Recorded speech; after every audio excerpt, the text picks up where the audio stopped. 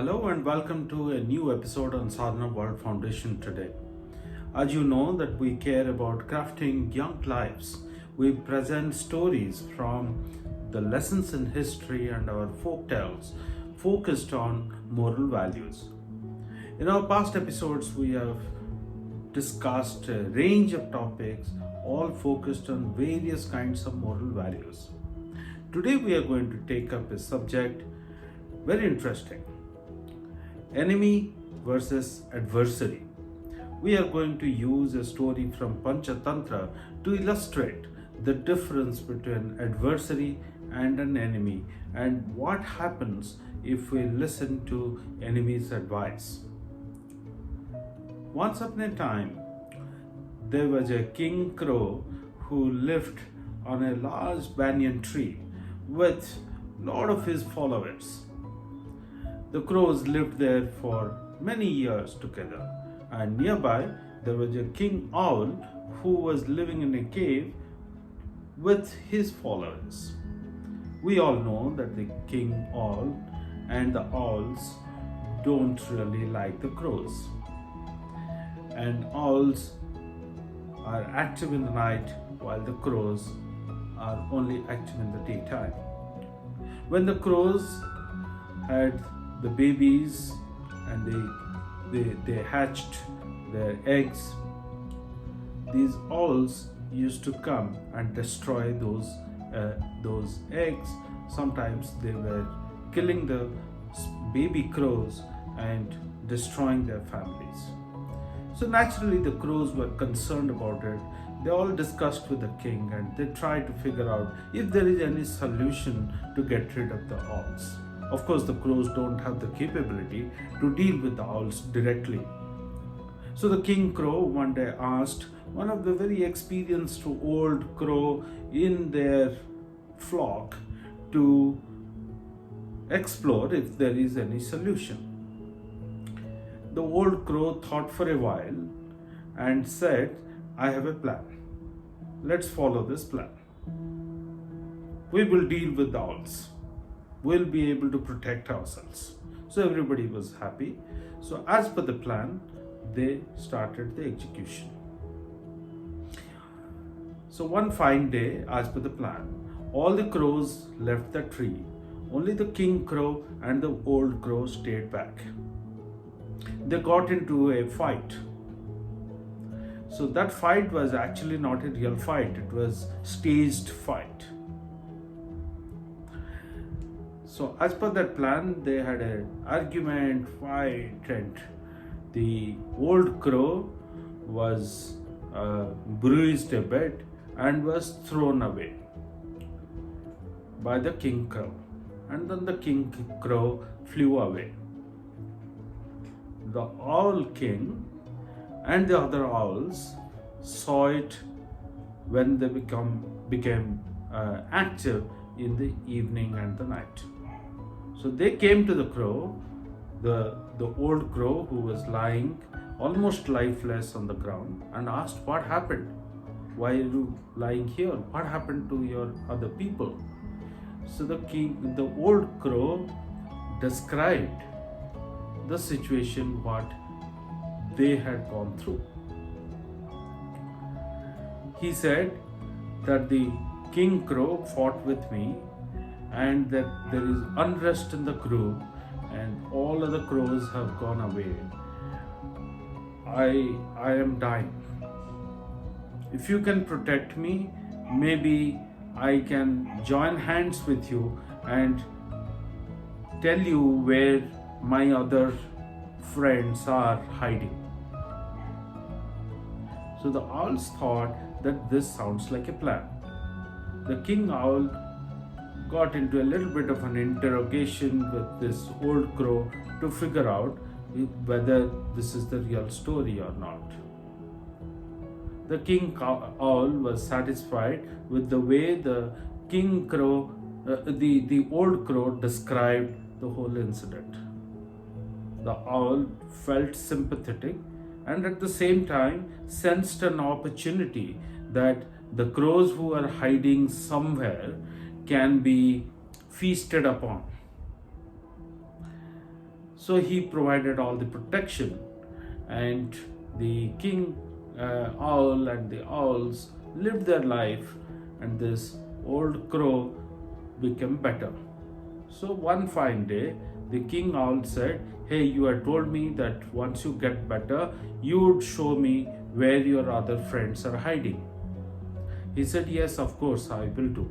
So we will do it tomorrow in the evening hours when you all can see, and I will still be able to see with little bit of light." So they made a plan that they would do it the next day. However, in that period of time, the old crow took the next step of his plan. So he gathered a lot of dry sticks and straws and all of that, made a heap of that outside the cave where the owls used to live during the daytime when the owls are sleeping. And as per the plan, he reached out to his other colleagues, other friends who used to live together, who were in hiding along with the king crow. All of them came together and made a big heap of those dried sticks and figs and all of that outside the cave. So one of the crows was instructed to go find a burning matchstick or something, some fire, to drop it on that heap of dried sticks so that fire can be created. As per the plan, they executed all of it during the day. The owls are sleeping, they cannot see what's happening outside. So the entire cave was engulfed in fire. The owls died. The entire family of the crows, the king crow and the old crow and all other crows, were extremely happy that they were able to eliminate the owl and their kingdom. So the crows were successful in their plan of staging a mock fight in front of the owls and misleading them to believe that the old crow has actually been bruised in the fight, and were attracted by the opportunity that they could be taken to the place where these crows were hiding, and lot of food they will get again as a constant source of food supply for them. So they thought that they would lead a happy life with the help of this old crow, while the plan was something different, which was not known to the owls. This is what happens in many situations in our lives. But the question is, the king crow and the king owl think of two leaders who are opposing each other, who are fighting against each other for their survival. In this situation, when two leaders and two gangs are fighting against each other for their survival, for their identity, for their existence, are they enemies or are they adversaries? Just think about it, ladies and gentlemen. Think about it, my young friends. Day is important because there is night. Winter is important because there is summer. The rich are important because there are poor, and vice versa. Sporting events take place because there is somebody who wins the game and somebody who loses a game. Somebody who becomes a champion and somebody who loses the championship. Or somebody gets a gold medal, silver medal, bronze medal, and a whole lot of other aspirants go home without a medal. So somebody wins, somebody loses. So in all these examples that I give, who's a winner, who's a loser is very clear. The gold medalist, silver medalist, and bronze medalist are the winners, and all others who go home without medals are the losers. Yet they participate in that sporting event. Why do they do that? Are they enemies or they are rivals? They are adversaries. They are not enemies. though one person's win is the other person's loss. They are not enemies. They are part of this ecosystem. They need to live together.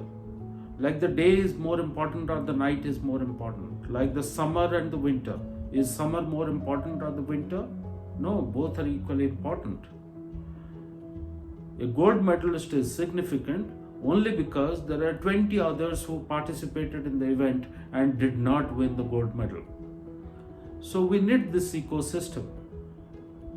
We need this whole world to live together. We need this society to live together. That we have to respect the other person's views, opinions, ideas, and live with that other person. In politics, similarly, there could be a group who believes deeply in a particular philosophy. Let's say left versus right. There are leftists, there are rightists. There are a group of people who believe deeply in that philosophy or that thought. There is another group of people who believe in the other set of philosophies. But is one better than the other? No. Just that there are two different philosophies. And one philosophy is significant only when the other philosophy is there. If in our world, every time there would have been day, we would not know what night is. If every time there would have been summer, we will not know what winter is. Like the air that we breathe in, we don't have any alternative. We have to keep breathing the same air all the time. We take air for granted until the air becomes so polluted that breathing becomes difficult. That's the time when we realize the value of the clean air. So the point that I'm trying to make is we need to live together. Well, when we treat the other as our enemy, like the crows and the owls considered each other as their enemies, they did not think of living together, coexisting. The owls were all the time trying to kill and destroy the crows. When you try to destroy the other party, then you are fighting living as enemies. Enemies are destroyed. While the adversary or the rival is competed with. In a jungle, the lion and the deer. The lion preys upon the deer, yet they live together. There is certain degree of balance which lives, which is established in the jungle. So in our world, my dear young people, my dear ladies and gentlemen, in our world, to live together, we have to live with rivals, with adversaries. The moment we look at adversaries as our enemies, we tend to destroy. When we try to destroy the other set of opinions, views, ideas, then we, all of us, tend to lose. Like the crows and the owls.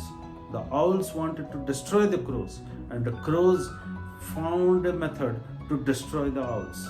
And over a period of time, the vice versa would have again taken place. That's the rule of this world. So coexistence is the philosophy with which we need to live life in a very balanced manner. Thank you, ladies and gentlemen. Thank you, my young dear friends. I hope you get the point through this video. I look forward to our future conversations. Thank you very much.